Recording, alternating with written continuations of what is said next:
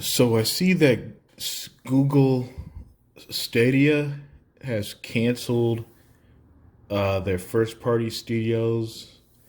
And, you know, Google saw that it's tough to break into video games, and they did it the wrong way, and they made life hard on themselves by doing so.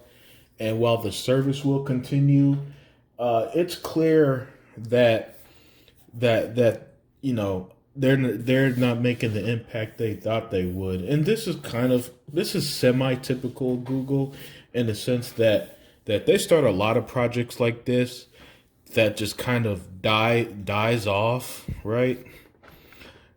Or it either kind of dies off, or you look back years later, like Google Glasses, for example, and it's one of those oh yeah things where it's like, oh yeah, I remember Google Glasses, even though it never really took off, nobody ever wore them.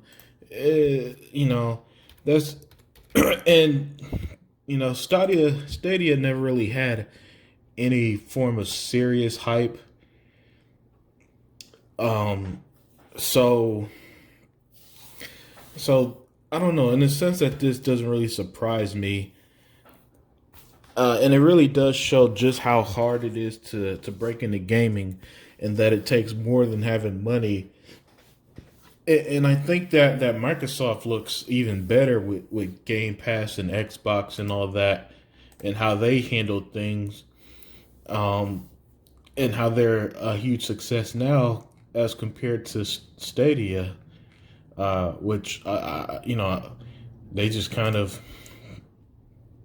threw it to the wind and thought that like gamers aren't ready for just being able to stream and the way that the service works. And there's some, and I remember there are like a dozen Stadia fanboys I ran into here and there.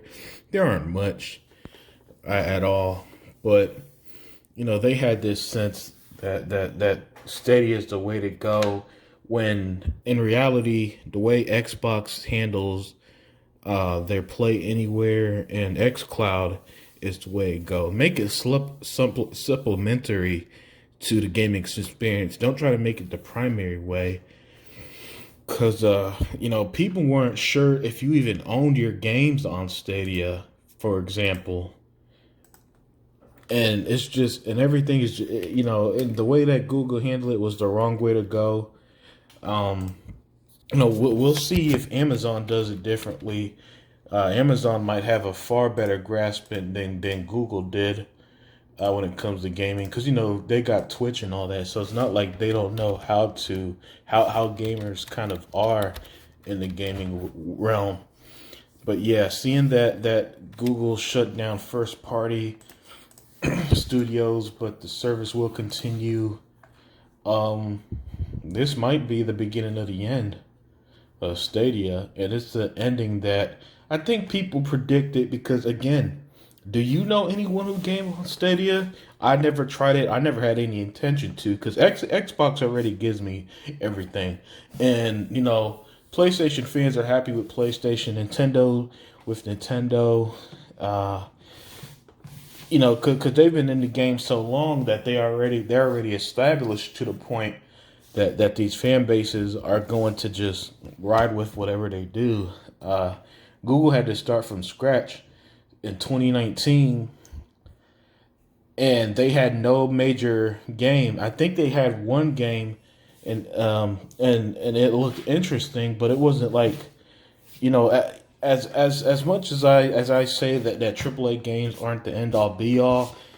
Google needed that big AAA game to grasp people, and they just didn't have any. I don't know any game other than I think the one game is called Guilt, right? And it's spelled Gylt.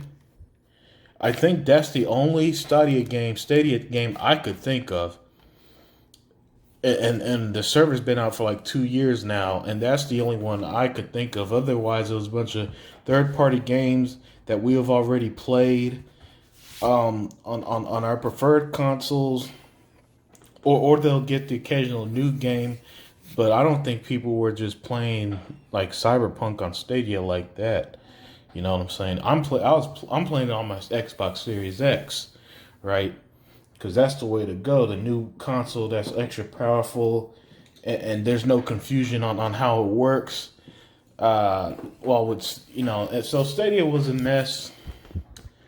They shutting down. They canceled games, shut down first party studios, and this is kind of like this is gonna be. Anyone remember that meme of the whole Google, the stuff Google kills or something like that? There's a website about it actually, of all the stuff Google has done that they've eventually killed off. Yeah, Stadia's going to be added to that list soon.